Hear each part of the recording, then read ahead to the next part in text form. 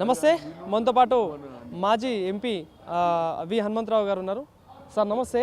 So మరి vote చోరీ జరుగుతోంది ప్రధానంగా మీరు ఆరోపిస్తా ఉన్నారు, ఏంటి దీనికి సంబంధించి ఏం చెప్పగలరు? సమస్య ఏంటంటే పవర్లో ఉన్నోడు ఏదైనా చేయగలుగుతాడు. ఎందుకంటే వాళ్ళకి ఈ దేశంలో సెక్యులర్ దేశం కాదు, హిందూ దేశం కావాలనే ఆలోచన ఉన్నది. కాబట్టి సింపుల్ థియరీ, मोहम्मद अली तुर्कायना, स्टालिन क्रिश्चियन काटो दालो दूसरों का हिंदुओं का दाम डाला, ये काम करा, हर जगह करा.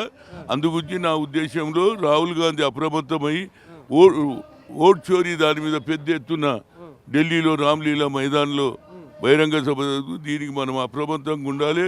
ఈ దేశంలో ఉన్నటువంటి బంగ్లాదేశ్లోని వెస్ట్ బెంగాల్లో కూడా ఉన్నోళ్ళని అప్పటి నుంచే పంపిస్తున్నారు. ఆయన కొత్త సిర్ అని పెట్టిండు, ఎందుకంటే మళ్ళీ మేము ఇన్వెస్టిగేషన్ చేస్తున్నామని.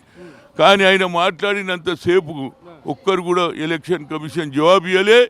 ఎన్ని కోట్ల 65 లక్షల మంది ఓట్లు దొంగ ఓట్లు వేసిందంటే కూడా ఎలక్షన్ కమిషన్ పట్టించుకోలేదంటే దాని వన్ సైడ్ పోతుంది.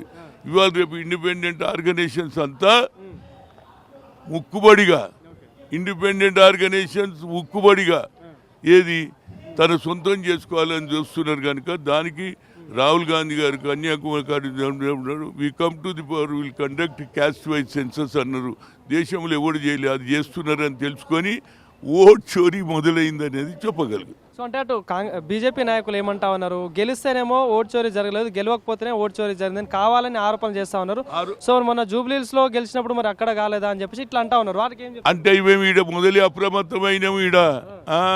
ఈడ గెలవడానికి తెలిసి, ఎందుకంటే బీహార్లో చేసిండ్రు, రేపు మహారాష్ట్రలో చేసిండ్రు, అదేవిధంగా హర్యానాలో చేసిండ్రు అని ఇక్కడ ఉన్నటువంటి రేవంత్ రెడ్డి మొదలే అలర్ట్ చేసిండు, లెక్కతోటి ఉన్నది కాబట్టి మేము గెలిచినాం.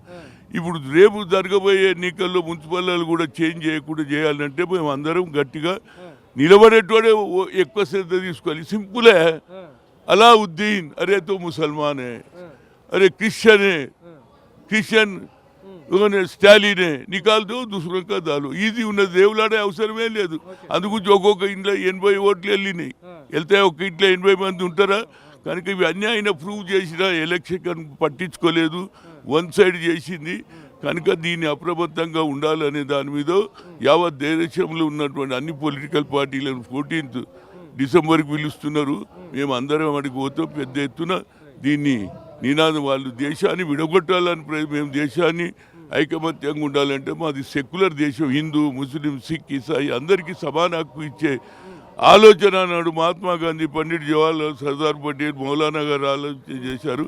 దాన్ని అడుగుజాడోళ్ళు నడుస్తున్న వీళ్ళకి ఏంటంటే ఆర్ఎస్ఎస్ హిందూ దేశ్, నా పేరే హనుమంతుడు, నాకంటే హిందూ ఎవడు ఉన్నాడు రా బాబు, వాళ్ళన్నీ అవి చేస్తున్నారు. దానికి కౌంటర్గా రాహుల్ గాంధీ ముందుకు వచ్చారు. ఆయనకు ఉదయపూర్వక ధన్యవాదాలు. చలో.